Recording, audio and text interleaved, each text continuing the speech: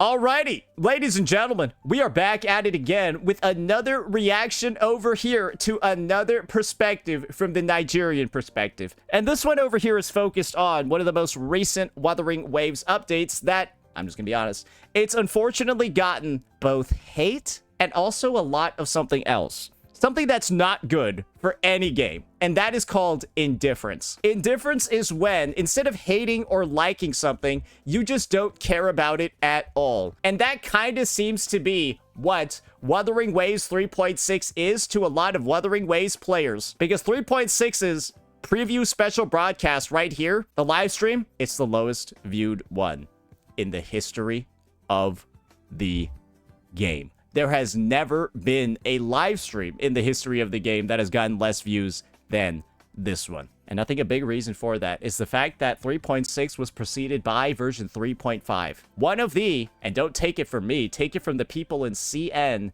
who are mass liking, mass watching, and mass agreeing with a video saying Wuthering Waves 3.5 is the worst version ever. And if you want the video summary of like why they're saying it's the worst version ever, well, you can just listen to this. Bad pacing in the story locks on the player, bad optimization, and of course, Kuro not having a good response from the community.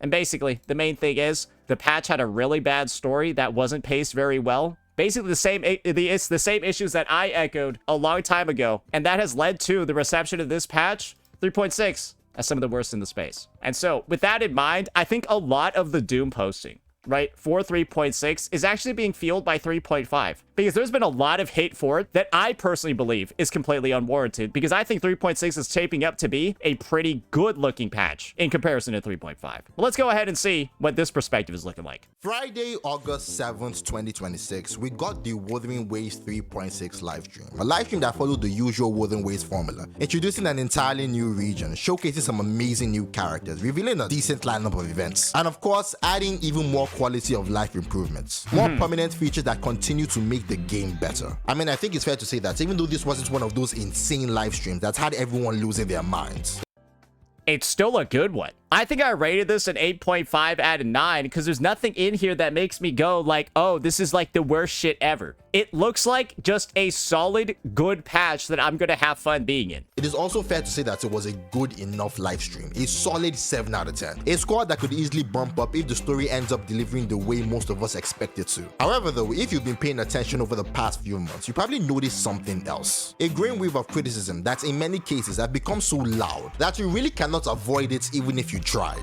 And we saw it once again in the 3.6 live stream, a presentation that was in the very least decent and at best could end up being good. That's like the point, right? Is you can't really, you kind of have to tell from like event descriptions and stuff and like the actual summaries of things how good a patch is going to be until you like actually play it yourself. For example, I don't think any of us thought Virtual Crisis in 3.5 was going to be bad, but it's one of the worst combat events they've ever introduced in the history of the game. That is how a patch's rating can go from good to bad, is when you order apples from a restaurant and instead you get like fucking sour grapes. Yes, maybe there's somebody out there that likes sour grapes, but like I wanted apples and you advertised you were giving me apples. You think it's Coca-Cola, but it's vinegar, and so you throw up immediately. It was met by some people as if it was complete garbage, a waste of time, not even worth watching. So that brings us to the question this video is going to answer. What is the source of this negativity? This is the source of the negativity. People didn't like 3.5 because it was not really a good update. And then people are looking to channel that upset energy. And instead of blaming 3.5, they're blaming 3.6. Because you want to know why they're not blaming 3.5, even though that's the source of all their issues? Because I said 3.5 was bad. And I said it was bad at the start of the patch. And people don't want to say I was right. Because I said the story and the patch were going to be bad frame 1 after experiencing it, because it was one of the worst region introduction, the worst quest, worst like setups ever. And if this quest was really truly amazing and good, how is this live stream so poorly received? This just means nobody's looking forward to the rest of Mengzhou because their first taste of it tasted like ass. Bro, imagine you're eating a cake and the top layer of the cake is poo. And then someone tells you, oh, but just get to the other layers. It's really good. No, the first layer is poo, you moron. What kind of other shit do you have in there? I don't want to be there to experience it. And so truly, it's a matter of 3.5 being such a poor setup that nobody wants to see 3.6. And that's the reality of it. However, nobody's really going to say that. They're just going to say 3.6 is mid. Why is it suddenly so mid when it's a standard patch? It's because the preceding patch really set you up for failure, didn't it? Really set you up for fucking failure, didn't it? And if you want like an audio reminder of what this quest was like.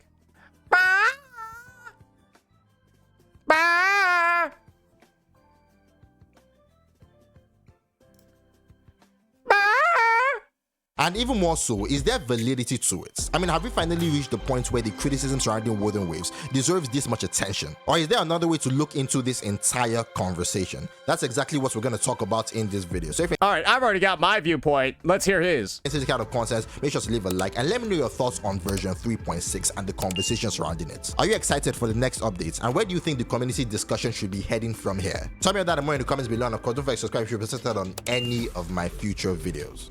He has too much fun with that.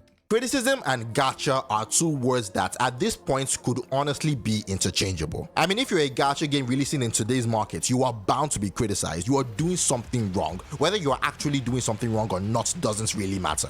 That's the unfortunate part of so many games releasing and being bad on release.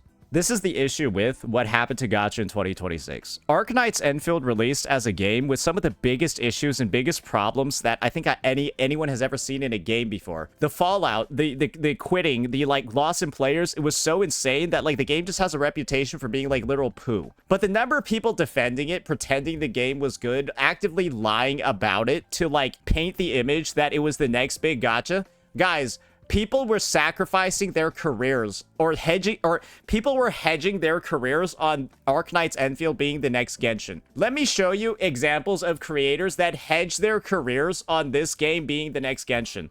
And then when you see the public statements that they've made about Enfield, it's like insane. We all know by now the shit. This guy said 50-50 carryover is just a myth. It's useless. It's just a psychological effect to make you, like, want to pull more or some shit. And that Hoyoverse was wrong the whole time for having that in their games, the guarantee. Bro, this guy was the biggest, I think possibly the biggest grifter I've ever seen in that one instance. Absolutely fucking nuts. Then you got this dude saying AKE has the best gacha system ever, bro. He's on crack cocaine. He says the game averages 140 pulls an update or some shit. He's just lying through his teeth. This guy said AKE was like free to play. Oh, he left the game. Oh shit. Oh, he's fucking gone, bro. Oh, he's fucking gone. He's out of here, bro. Oh yeah. Oh, he's out of here, bro.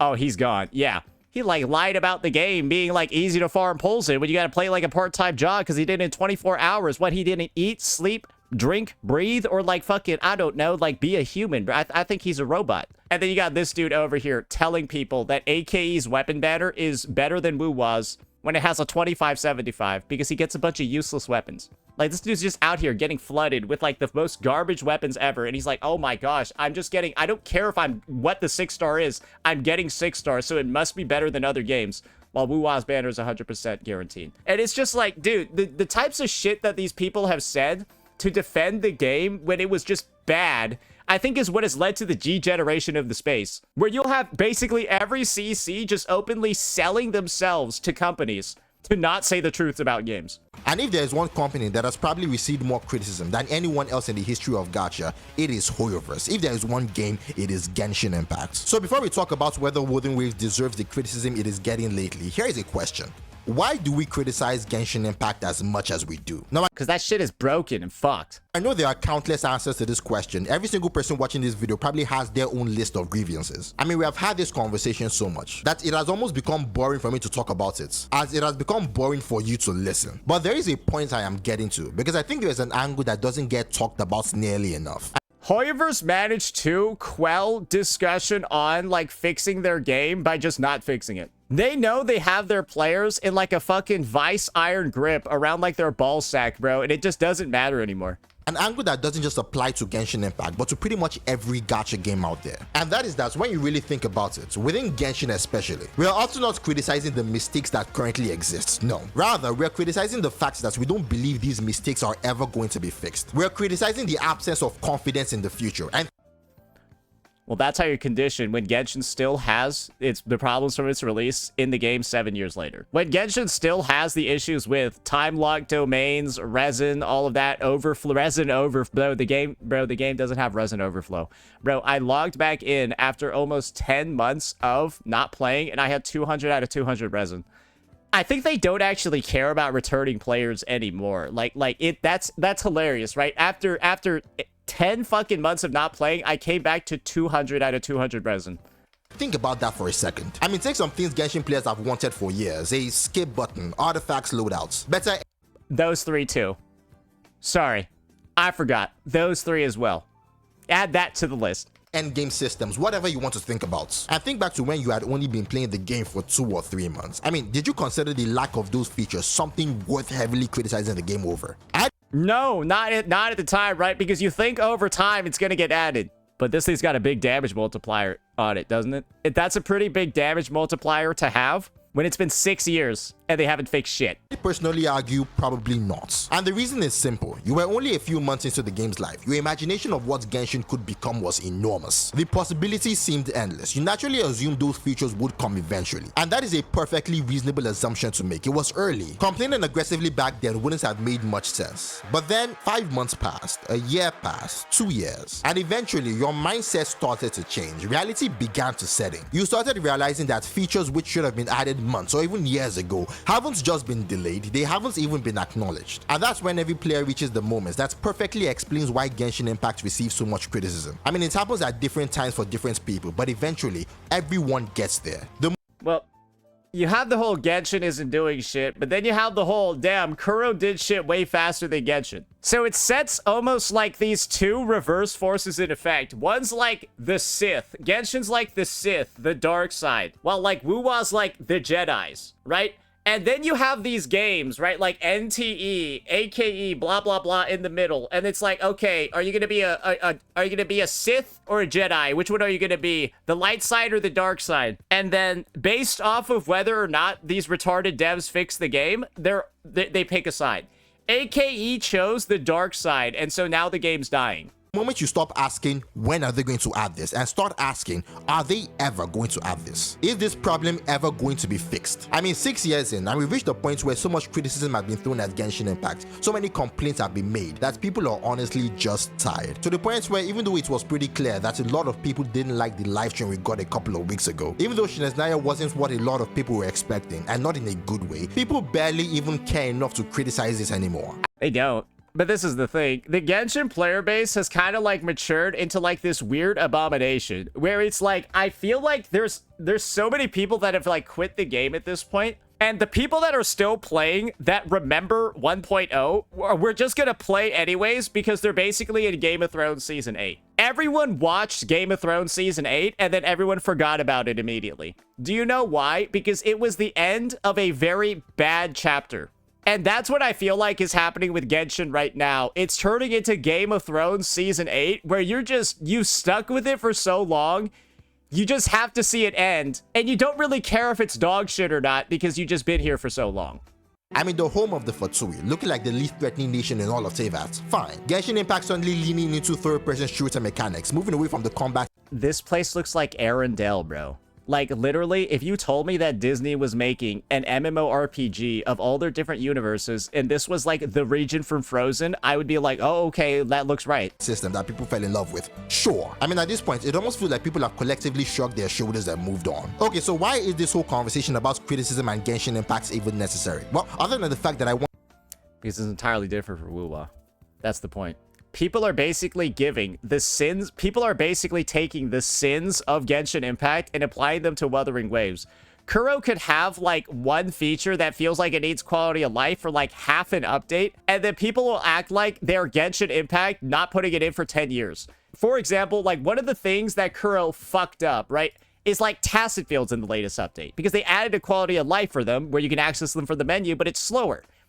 Did they fix it this patch? Probably not. Should they fix it? Yeah, but am I throwing a gasket because they didn't fix it in one patch? No, it's because it's a part of a quality of life that they put into the game last patch. So it's like, I can give them the time because it's like, I see the vision over here. They're at least making an attempt and I see the path forward. Sure, they might not have gotten it first hit, but it's not like the Genshin devs where it's been 7 fucking years, bro. Wanted to give my 2 cents on what I thought about Shnezaya. There are 3 main reasons. The first is to define what criticism actually is. More specifically, to differentiate criticism from complaints. Essentially to point out the fact that while complaining That's a good one. Criticism versus complaint. is simply pointing out a problem and bringing attention to it. For example, criticism is saying, Bob, I need you to tie up your hair when you're in the workplace because your hair is going to get into the food. And we can't have that for the customers. That's criticism. Bob, can you tie up your hair because I don't like it? That's a complaint. One's a complaint, the other's criticism. Criticism is what you're left with when your complaints are never acknowledged. The second reason, and one we'll come back to later, is to establish that as good as Wuthering Waves is as a game, it is not above criticism. No game is. And the That's why I shit on 3.5 so much. Because it's really a bad patch. third, which is by far the most important, is to point out our collective inability to prioritize what should be criticized within Wuthering Waves. I mean, every single issue that has become the foundation of negativity surrounding Wuthering Waves over the past few months, yes, are legitimate issues. They're absolutely. Let me show you one guy yelling at clouds like a fucking retarded moron. I need to go no further than this clown show over here, who truly takes the cake for the biggest dumbass in the space, Ryuku Sensei. This guy is kind of like at the point where he's uploaded like several videos about how Wuthering Waves' echoes are like the worst thing ever. Made multiple tweets regarding it. Bro, I have truly... How are you having issues with echoes in 2026? How do you have issues or problems with echoes in 2026 when things like modifiers are in the game? Oh, wait. Oh, wait. Oh, wait. Guys. Are you ready for this one? What if I look up modifier in his tweet history? Bro, just read this tweet from this guy. We already saw the multiple videos, right? After 45 days of doing the nest and farming the Tassa field, he farmed apparently 240 wayplays from a Tassa field. Did the full fucking clears, and he somehow still can't get double crit on a character. 45 days of doing the nest and the Tassa field every day. And this is what he says. I ain't using main stat modifiers. I'm intentionally choosing not to use my modifiers, yet I'm going to complain that there's an issue with how I acquire echoes. I'm choosing not to use the tools that make my job faster. I don't even know how you accomplish this in the first place, but you get what I mean, right?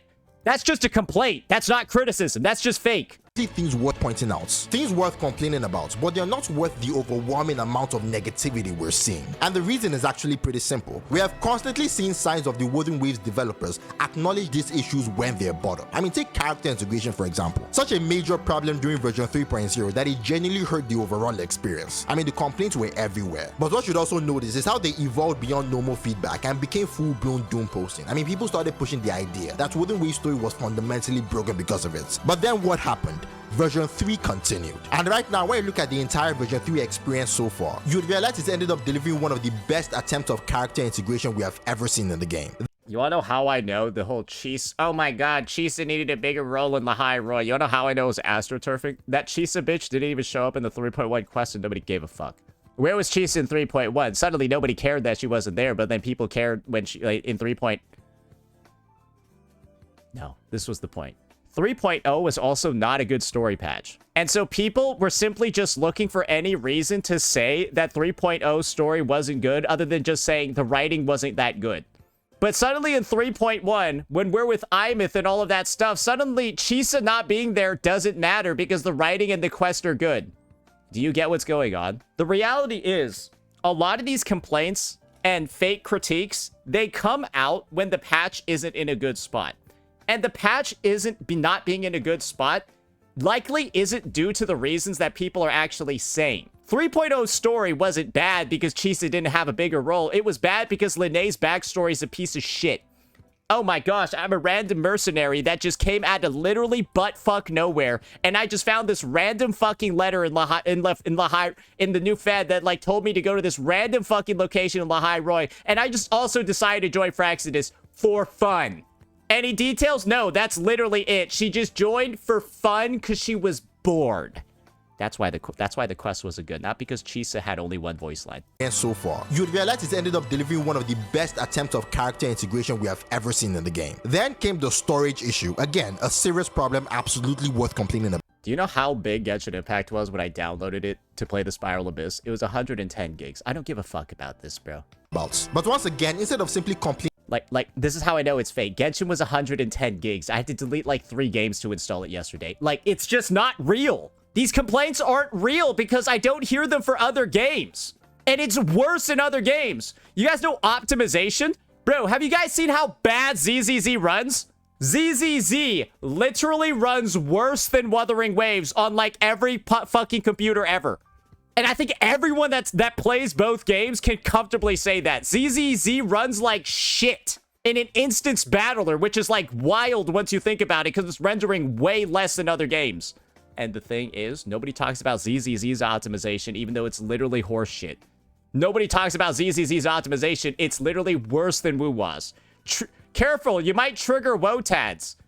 Wotads is the one telling me it's worse than WuWa's.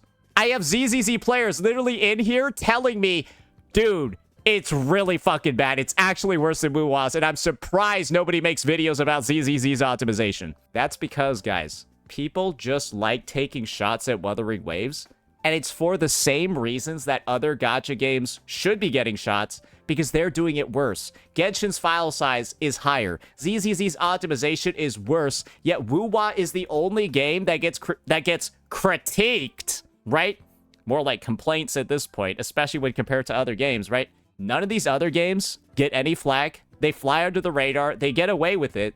And it's just so easy to expose all of these other games for doing something worse. But this is the thing, right? They shit on WuWa. WuWa fixes it, and then their games don't fix it. Why is Genshin's file size still 110 gigs, guys? Why does ZZZ still run like shit while WuWa gets an update to its FPS in 3.6? We get 10 frame increase across the board. You guys are still running the fucking Wi-Fi Peninsula lag disaster. And this is the funny thing. I think a bunch of Hoyo shills, astroturfers, are literally taking shots at this game, but in the process, they're fixing it. They're literally shining a flashlight on things that Kuro was like, hey, this is not really that big of a deal, but I guess it is. Sure, why not? Well, all the games like Genshin, that file size is still 110 gigs, and ZZZ still runs like shit. And those games aren't getting fixed. Because the player base is a bunch of fucking loyal dogs, bro. They'll go attack WuWa. WuWa fixes those problems, but then they won't go address their own problems in their own game because they're okay with slop. About the issue and giving the developers room to address it, the conversation quickly shifted towards they're never going to fix this, except they did. I mean, as early as 3. And that's the thing. People are treating WuWa like they're Genshin because these are astroturfers from Hoyoverse Games, putting the lens of their games on WuWa. ZZZ's optimization has been bad since 2.0. That was over a year ago. ZZZ has had shit optimization for over a year. So they're probably the ones that are the most mad at WuWa for the optimization. They shit all over it, right? In all those videos, in all of those takes, and now it's getting fixed. But where's ZZZ at? Still the same shit optimization it had for 2.0. Genshin players laughing about the file size, right? Now WuWa's at 85 gigs. You're at 110. It's kind of embarrassing, isn't it? Because they're just simply taking what they remember from how Hoyo runs their games, making the complaints in the same lens like ZZ's, like they would in their games for WuWa, but then Kuro actually fixes the problems. While they're sitting there, just twiddling their thumbs, watching as ZZZ drops down to 20 frames in Deadly Assault for the 17th time this week. 3.1, the developers had already acknowledged the problem. They continued to improve it over the following patches, and by around version 3.4 and 3.5, it had largely been resolved. And now, almost like clockwork, we're watching the exact same cycle happen all over again. This time, it is optimization, an issue that Wuthering Waves has had on a number of devices since version 3.5, really exactly, right? Is version 3.0. And once again, a completely valid complaint. I mean, your enjoyment of the game depends on how well you can actually play it. And but suddenly we don't see any of these complaints for other games, do we? How well with you can worse play depends heavily huh? on how well the game is optimized on your hardware. So no reasonable person can argue that players shouldn't complain about optimization. They absolutely should. But once again, we're seeing a legitimate complaint transform to one of the biggest sources of negativity surrounding the game. I mean, even after the developers talked about the optimization work they had already done in the version 3.6 livestream and confirmed that they are still actively working on it, the negativity still hasn't slowed down. And that's how you know the hate is really being fueled by other game communities. Because these other games from Hoyoverse have worse optimization than WuWa, but they're getting completely ignored. WuWa fixes it, shows that they're making steps in the live stream, and people are somehow still complaining. Do you guys get what's going on here? This seems orchestrated. Because how do you say and do all of these things in this manner? It says it's over 120 gigs for me. Okay, retard. Maybe you turn on the settings to reduce the file size. Yes, you're intentionally choosing to not reduce the file size, and you're saying it's the original file size. How would you fucking go reduce it? Because you have an option to go do that. And that's what's so funny about this entire conversation, because people are saying that their WuWa Steam installations are 76 gigs. Some have 93 gigs. That's the point. You can choose certain things to delete to manage your file size and what to install too. At this point, I imagine a lot of people are going to believe that this is a video defending Wuthering Waves, but no, absolutely not. Far from it. I mean, as I said at the start of this video, there is no gacha game beyond criticism. And this is my take. They're valid critiques for WuWa. Let's see it for other games. No, bring the same energy you bring to WuWa's optimization to ZZZ. Bring the same energy you bring to WuWa's file size to Genshin. Bring the same energy you're bringing to these complaints to other games. And see if they get fixed. Maybe I will. Maybe I do that. Maybe that's our opportunity. Maybe we'll take the anti-grifter stance that the WuWa community is currently going through. Hey, you guys are shitting all over WuWa's optimization. Let's check out ZZZ then, motherfuckers. Let's go check out how that game, the instanced battle arena, runs, where you don't gotta render an open world. All you gotta render is one battle, and it still runs like shit. Why don't we do that? That would be fun, wouldn't it?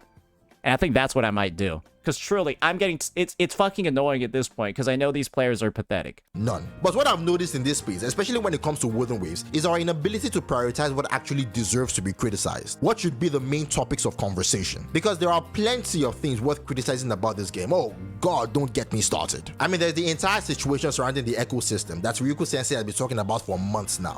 There is no problem with the ecosystem.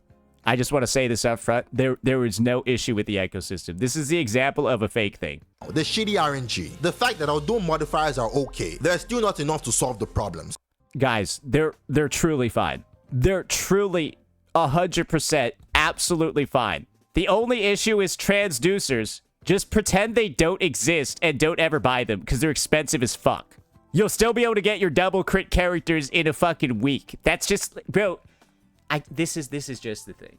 How fast do you want to build your characters? Because I'm already done with them in a week. What, should I be done with them in half a day? Should I be done with them in 1 day? Bro, there are still people building Genshin characters from a year ago. It's like, I think you genuinely only have like this issue if you're trying to like min-max every fucking unit. Or you pull every unit. Because if you skip a unit, you don't have to build them with echoes. I know we don't talk about transducers on this channel. Those things are effectively useless for free-to-plays. Exactly. And... even if you are a whale, they also roll like shit too, so they're fucking useless as well. There's also the insane HP inflation that we've been seeing across pretty much every endgame mode over the past. That's a real issue. This is what I'll say. It's ironic to have this section in the video over here. Because, isn't this what fuels any of this in the first place? This is the root cause of everything, because you can get really mid echo rolls and clear if there's less HP inflation. And so there's less pressure on any of this stuff. And so really the root cause is this. Do you see what's going on? Like, it's truly that simple. If you feel like you need insane echo rolls to clear, it's because of that. And so if that goes down, this is never an issue. Then it becomes a cosmetic, man, oh my god. Oh my god. Look. I'm missing crit damage. This sucks. Kuro needs to fix this immediately. I can't clear with this. You can.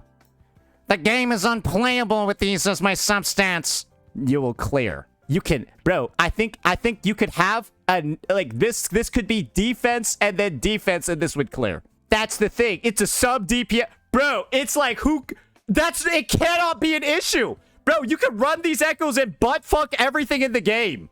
Like, it's not even a can't clear issue. It's I'm just unhappy that the stats that I want aren't there. This still is clearing everything. So it's like, how is there an action? It's like, this guy is like upset over the cosmetic stats. when this is still clearing everything in the game? You already know this is clearing everything in the game. You can put this on your Lucilla, on your Hiyuki team, and you will clear everything in the game. So how is this a real concern in the first place? It can't actually be real, right? Check out this Ryuku tweet. What is this? All of the big live service games out right now are amazing when you don't have 1,000 dumbasses saying they're not. Except HSR, screw that game. When Saint hates on a game, he's toxic and tribalistic. When I hate on a game, I'm right. Yeah, it's gonna have to get... Oh, he's mad after that one. Oh, he's fucking fuming. So yeah, my personal take is this. The ecosystem stuff is so fake, it's unreal. It's so fake, it's unreal. 2 or 3 versions. How some of us can build our characters to the absolute limits. Get them to the point where they're capable of doing hundreds of thousands of damage. Well, that's the thing, right? I don't think it should be easy to get a perfect build. I think because a perfect build is nowhere close to required to clear any of the content in the game. So it's kind of like the perfect build is like your prestige armor. Think about it as the best mount you can get in World of Warcraft. The prestige mount that took 100 hours of grinding. Or like the super exotic armor set, right? And like the weapon skin that like you can't get unless you like are a top 1% raid clearer. That's your perfect echo set. Why do you want it easily? You don't even... You can get a build that clears in a week, and then you just slowly grind for that perfect set over the lifetime as you play this game. That's kind of the point. The gear treadmill. Because you are able... This is like... Your goal is to be able to run the mile, and you're able to run the mile very early on, and then you're just trying to get your mile down to like sub 3 minutes, and you're like bitching that you can't get your mile time down to sub 3 minutes instantly. Sorry, you gotta train for that, buddy. You gotta grind to get that. My bad that you can't just start training and then run a mile in 3 minutes. Sorry that you gotta progress and slowly upgrade your pieces over the lifetime of the game. Man, who could have thought progression would be something that retains players and is good for the long time running? Who knows, right? And somehow still not have enough to clear the content comfortably. We can even talk about something I don't see nearly enough people talking about. How much better this game could be with more diverse and replayable endgame modes.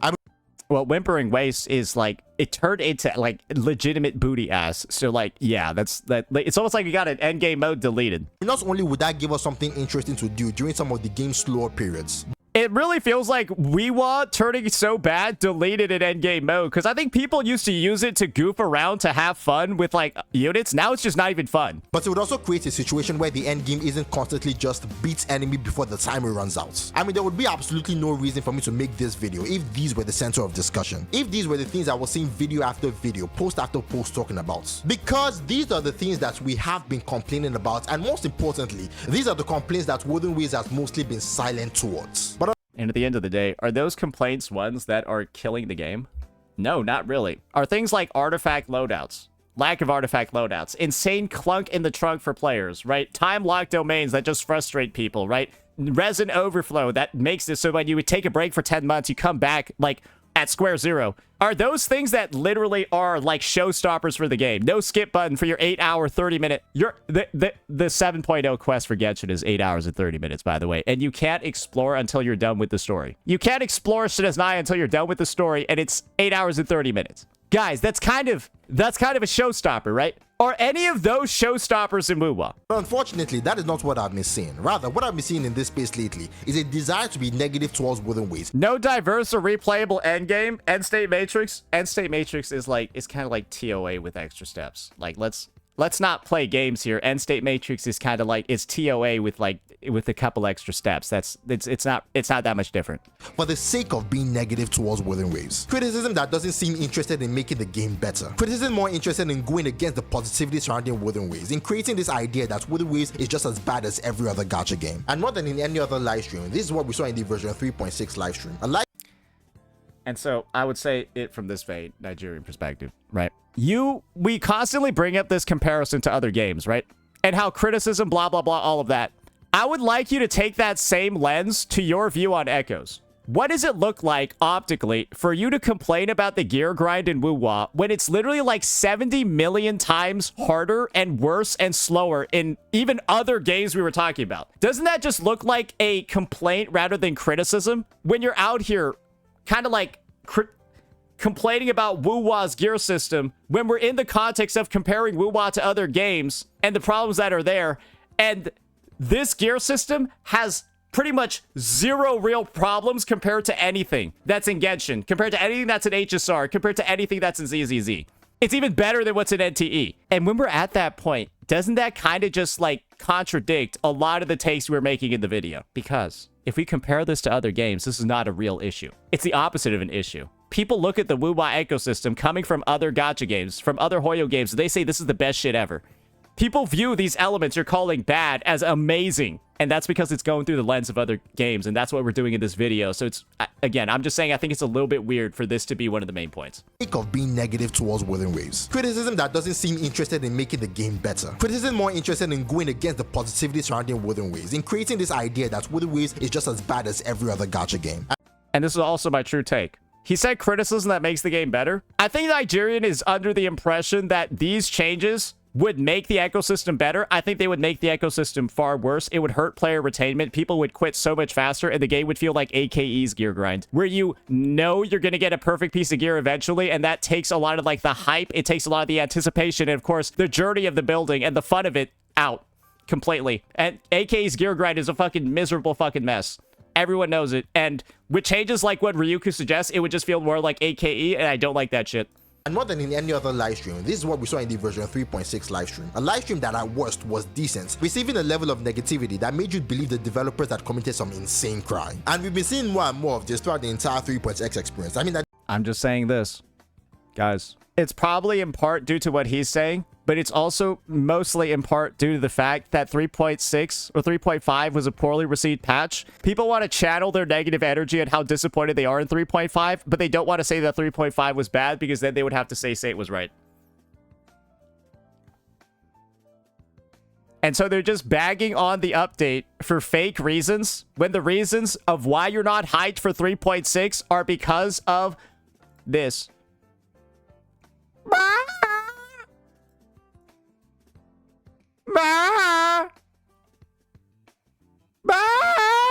That's why people don't like 3.6. That's the real reason. And what I'm hoping is that 3.6 comes in, they bring the story back to like a proper course, they right the ship, and they just like do away with this loosey-ass, goosey-ass, goofy-ass storytelling that we got in this update, because it was literally the Genshinification of WuWa 3.5. And me making this statement at the start of the update, and then this being the worst received patch in the history of the game, due to 3.6's actual results, it's poetry in motion, isn't it? And so, yes, I do think that the Nigerian perspective does have, like, a pretty fair perspective to share on the whole, like, oh, Genshin has conditioned people to crash the fuck out. And I think it's 100% correct when you look at some of the complaints about, like, optimization, storage size, blah, blah, blah, and all of that. But I do think that, like, those complaints alone are not what tanked this update. This update, truly, there's not a lot that can do this other than the game itself not meeting expectations. You don't see a fall off like that unless something was very wrong with this. Let me know what you all thought. Peace out.